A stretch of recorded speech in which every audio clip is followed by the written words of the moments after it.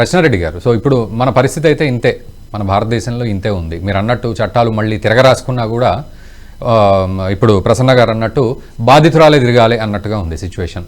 So friendly policing అని ఒక ప్రభుత్వం అంటది, మొన్నటి వరకు తెలంగాణ ప్రభుత్వం, ఇప్పుడు ఫ్రెండ్లీ లేదు, ఏమీ లేదు, కఠినంగానే ఉండాలి అని ఇంకో రకంగా ఇంకొక యాంగిల్లో మాట్లాడతారు. ఇదంతా కాదు.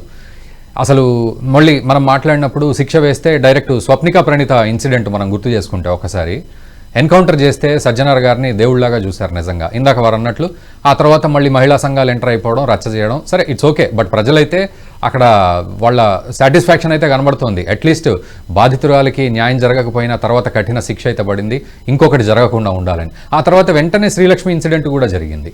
ఇట్లా రకరకాలుగా జరుగుతూనే ఉన్నాయి మనకి. బట్ ఎక్కడ వీటికి మీరు అన్నట్లు అమెరికా స్టైల్లో అంతుపంతు అంటే అక్కడ ఉన్నట్టుగా కట్టడి అనేది ఏం లేదు. బట్ మనము ఒక పారాడిగమ్ షిఫ్ట్ జరగాలంటే ఏం చేయాలి, ఏ యాంగిల్లో మనం ముందుకు వెళ్లాల్సిన పరిస్థితి ఉంది, ఇంకా పెండింగ్ ఉంది. మనం పారాడైమ్ షిఫ్ట్ జరగాలంటే జడ్జిలను బ్లేమ్ చేసి ఏమి ఇది కాదండి, ఎందుకంటే judiciary is the most everyone is a part of the లేదు నేను చెప్పాలి sir, because judiciary is the most under funded department in the entire. అంటే బడ్జెట్ లో ఆడవాళ్లకు పిల్లలకు ఇంత పడేస్తారు, జుడిషియరీకి ఇంత పడేస్తారు. Judiciary is the most under funded and under employed. అంటే చాలా జడ్జెస్ ఇవి కూడా వేకెంట్ ఉన్నాయి. ఇక్కడ executive has to take a call. Executive ఇంకా గట్టి చట్టాలు, ఫాస్ట్ ట్రాక్ చట్టాలు తీసుకొని రావాలా. ఇప్పుడు ఇక్కడ ఆ డాక్టర్ ప్రొటెక్షన్ బిల్ అది పాస్ చేయండి కదా. ఎంతగానో కొట్లాడి 40 ఏళ్ల నుంచి కొట్లాడితే మొన్న విమెన్స్ రిజర్వేషన్ బిల్ 33.5% వచ్చింది. ఈ డాక్టర్స్ కూడా అంతనే కొట్లాడవలసిన అవసరం లేదు అని అనుకుంటున్నాను నేను. ఇటువంటి basic bills by partisan support ఉండాలి సార్. ఎవరు ఇటువంటి బిల్లులను ఆపొద్దు. సిగ్గుపోతుంది. ఆపోజిషన్ కి అయితే సిగ్గు లేనట్టే ఉంది, కానీ ఇంకోసారి ఇట్లా ఆపితే, అంటే ఎవరైనా ప్రపోజ్ చేసి ఇంకోసారి ఇట్లా ఆపితేనైతే ఆడవాళ్ళు చెప్పులతోనే కొడతారు. ఎందుకంటే ఇక్కడ ఏదో ఒక ఇన్స్టిట్యూషన్ ఇచ్చేసుడు కాదు. Judiciary is doing it's best. A politician, A chief minister, A minister ఎవరు జుడిషియరీ పనిచేసినంత పనిచేయరు సార్. జడ్జులైనా అడ్వకేట్లైనా. ఎందుకంటే the number of judges and the number of litigants అసలు రేషియోనే కోరిలేషన్ లేదు.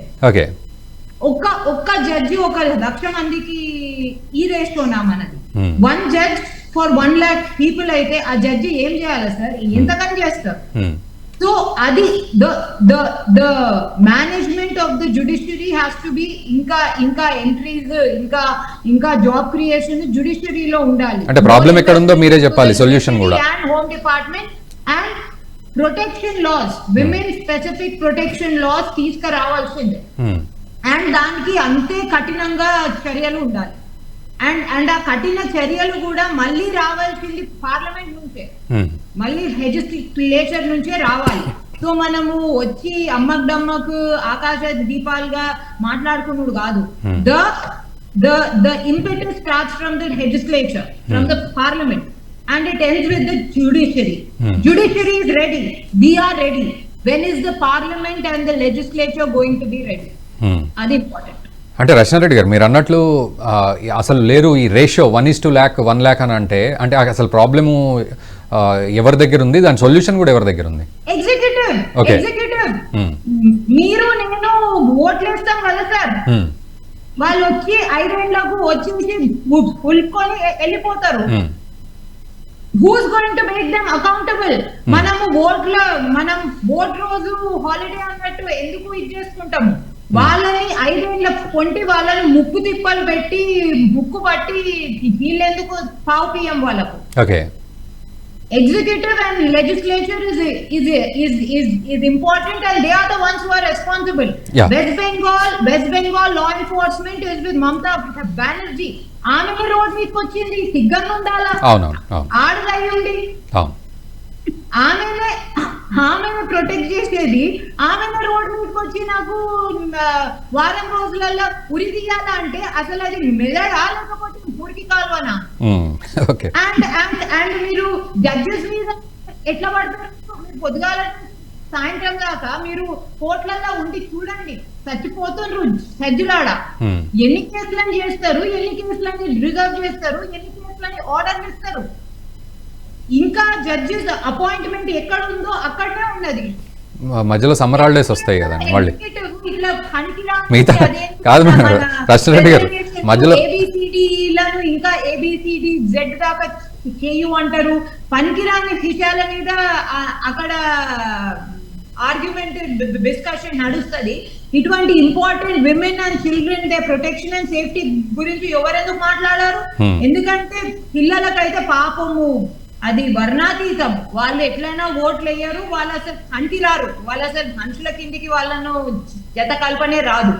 ఆడవాళ్ళు అయితే పిచ్చోళ్ళిగా పోతారు, ఓట్లేస్తారు, అన్ని మూసుకొని ఇంట్లో కూర్చుంటారు. ఓకే, యా ప్రసన్న గారు మీ కంక్లూజన్. సార్ ఒక్కటి ఇమీడియట్లీ జ్యుడిషియరీలో మీరు ఒకటి చెప్పాలా, మీకు ఇప్పటివరకు కోర్ట్ బిల్డింగ్స్ లేవండి ఇంత పెద్ద మెట్రోపాలిటన్ సిటీలో. కాదు నేను అంటున్నా, అంటే అందరికి మిగతా వాళ్ళు ఎవరికి లేకుండా కాదు, మిగతా వాళ్ళు ఎవరికి లేకుండా అంటే అవుట్ ఆఫ్ సబ్జెక్ట్ ఏమో, బట్ మీకు సమ్మర్ హాలిడేస్ ఎక్కువ ఉంటాయి కదా. సమ్మర్ హాలిడేస్ ఉంటాయి, ఇయర్ ఎండింగ్ హాలిడేస్ ఉంటాయి. ఓవరాల్ గా చెప్పాలంటే ఒక 200 వర్కింగ్ డేస్ అండి. 200 వర్కింగ్ డేస్ లో మళ్ళీ మేము కోర్టు బాయ్కాట్ చేయడం కొన్ని ఉంటాయి, కొన్ని కోర్ట్ బాయ్కాట్ చేయడం ఉంటాయి. కానీ బ్యాడ్ లక్ ఏంటంటే మీకు ఒకటి చెప్పాలండి, second Saturday Sunday working day మీకు చెప్పాల్సిన విషయం ఉంది ఫర్ డైవర్స్ కేసెస్. ఓకే, అదేదో రేప్ కేసులో పెట్టచ్చు కదా. అవునవును. అండ్ యాక్చువల్లీ ఇందులో కూడా ఇప్పుడు ఈ డాక్టర్ విషయంలో కూడా 66th నెంబర్ ఉండింది.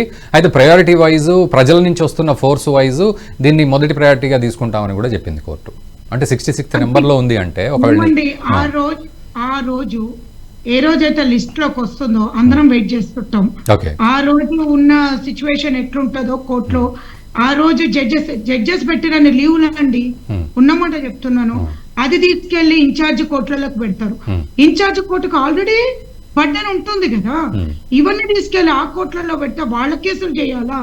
ఇన్ఛార్జ్ కోర్టు నేను ఒక్కటే రిక్వెస్ట్ చేస్తున్నాను అంటే ఉన్న పలంగా అపాయింట్ చేసేయాలి జడ్జెస్, ఉన్న పలంగా వెకేట్ ఉండద్దు. ఈ పలానా కోర్టులో జడ్జి లేరు అన్న మాట మన ఇండియాలో ఉండద్దండి. ఓకే ఓకే, సో ఓవరాల్ గా we will come to the point. Overall గా ఎట్లా శిక్ష ఉండాలి, ఎంత త్వరగా జరగాలి, ఎట్లాంటి డేస్ లోపల చేయొచ్చండి తలుచుకుంటే. With in 15 days is more than enough. మన ప్రకారంగా 45 days అనుకున్నది కూడా వర్కౌట్ కాలేదు. కానీ యాక్చువల్ గా చెప్పాలంటే 15 days ఎఫ్ఐఆర్ అయిందా, చార్జ్ షీట్ అయిందా, విత్ ఇన్ 24 hours లో ఇన్వెస్టిగేషన్ అయిందా, మాక్సిమం 48 hours తీసుకోండి. మీరు విట్నెస్లు తీసుకున్నారా, ఇన్వెస్టిగేషన్ ఒక్క డేలో ఈ కేసులు చేసేయచ్చు. 1 day ఇట్లాంటి కేసుకి ఫాస్ట్ ట్రాక్ కోర్టు పెడితే 15 days నుంచి 45 days లోపల క్లోజ్ అండి. ఇమీడియట్లీ దీనికి అప్పీల్ అనేది తీసేయాలి. Okay, yeah thank you. అప్పీల్ అనేది తీసేయాలి, యా పై కోర్టులకు వెళ్లకుండా. Yeah thank you very much Prasanna గారు. అండ్ ఈ కేసు రేరెస్ట్ కేసు అన్నది ఎప్పుడైతే పెట్టినరో ఆ వర్డ్ కి మీనింగ్ ఏందండి? అప్పీల్ కి పోవడమా? ఆ టైటిల్ కి మీనింగ్ ఏమన్నట్టు?